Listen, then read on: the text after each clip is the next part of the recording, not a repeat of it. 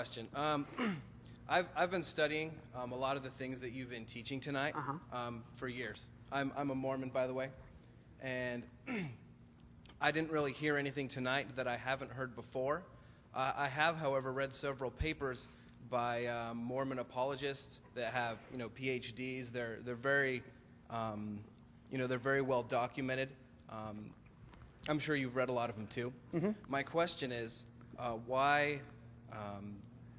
why can't you incorporate some of the more high-level apologetic arguments that Mormon apologists give, rather than saying the things that have been said for years?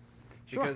Because Mormons like me really didn't learn anything tonight that we haven't heard before. It's a good question, and I think I have dealt with, in the most simple way, actually, with the most fundamental questions. Because, for example, tonight I said the two biggest issues are, ready, who is God, and how do I come to know God? And we could have dealt with tonight, like the pearl of great price. We could have dealt with all kinds of other issues, but the real important thing is we want to get across who is God and how do I come to know Him. And as an example, just kind of a springboard into this, okay? Isaiah 43:10. God says, "Before me there was no God formed, neither shall there be after me." And what I communicated was that the typical Mormon apologetic, I know that Van Hale teaches this, Tanner says this, Joseph Smith said this, that the answer to that verse is, well, that's of this earth, that He's the God of this earth. So I am dealing with the Mormon apologetic. The Mormon apologetic to Isaiah 43:10 is, well, that's of this earth. Am I correct in saying that? Yeah, but it's so much more nuanced and gets into a lot more detail than that. Okay. Well, can you help us to understand you with this? In Isaiah 43:10, where God says this, "Before me there was no God formed, neither shall there be after me." How do you, as someone who's LDS, how do you answer God when He says that? I don't really have the answer to that question. Okay. I know that might seem strange, but do you think that it's an important answer to come to? And I could go home tonight and go on to fairlds.org. Sure. And I could pull nice up plug. Yeah. fairlds.org. Yeah. Yeah.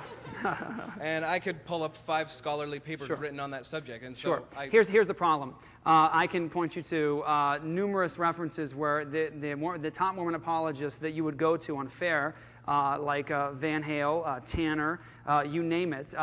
They've debated the best top Christian scholars with PhDs bigger than theirs, if you like that, that have not been able to deal with this. As a matter of fact, when Walter Martin debated Van Hale and brought up this very issue, Van Hale didn't address it like you haven't. And so I think that brings us to a problem. And please understand my heart on this, okay? I don't mean this because I'm trying to hurt you. But when the God of the Bible says, thousands of years before Joseph, He says this, "Before me there was no God formed, neither shall there be after me. I'm the first and I'm the last. Besides me there is no God." And then Joseph comes along and he says, that's not true. There was gods before God. There will be gods after God. He's not the first. He's not the last. You can become one day. How does, as a sincere person, because I believe you are, as a sincere person, how do you deal with that? How do you deal with that contradiction? Like you're asking me? Yeah.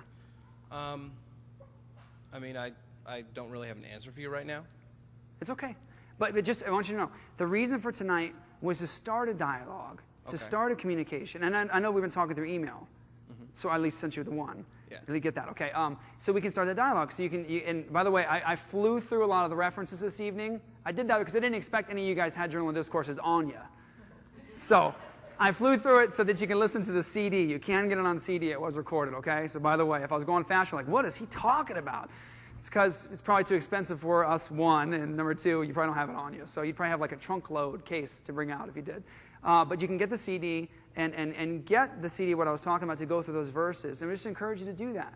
Because, see, I just want you to know, we don't believe in any way, that we can convince you into the kingdom.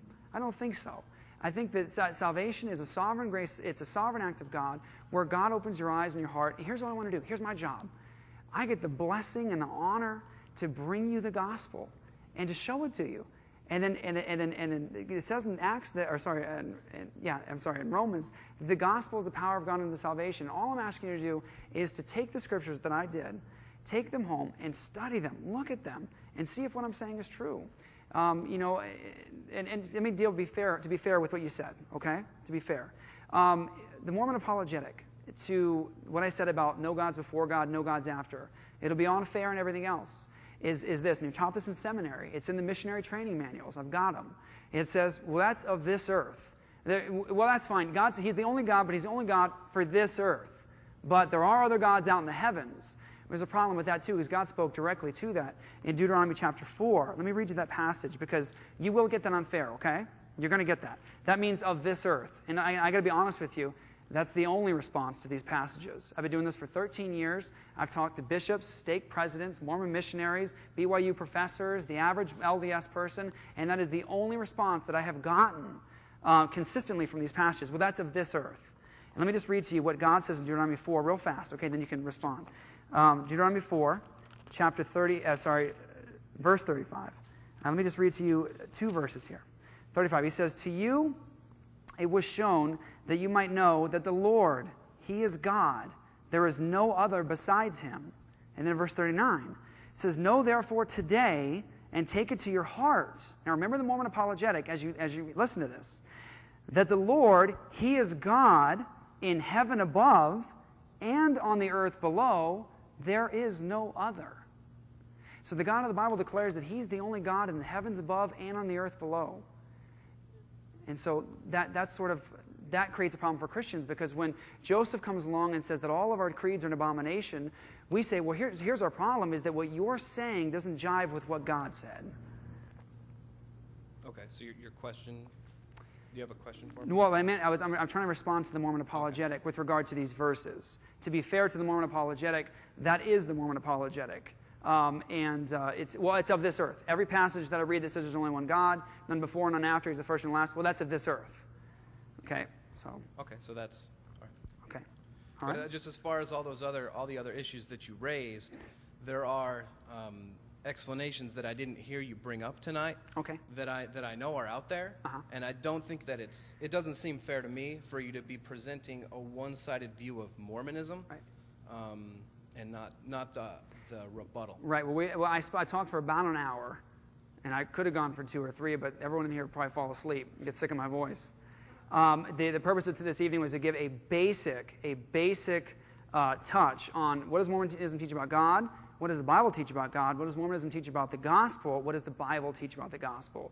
We can have a 2 or 3 hour conference, again, if you like, to deal with those issues, but we only have limited time. But I think that I accurately represented what Mormonism teaches about who God is and how you come to know him. Would you agree with that when I quoted 2 Nephi 25:23? For by grace are you saved after all you can do? Yeah. And the King Follett discourse? Yeah, no, I do agree. Okay.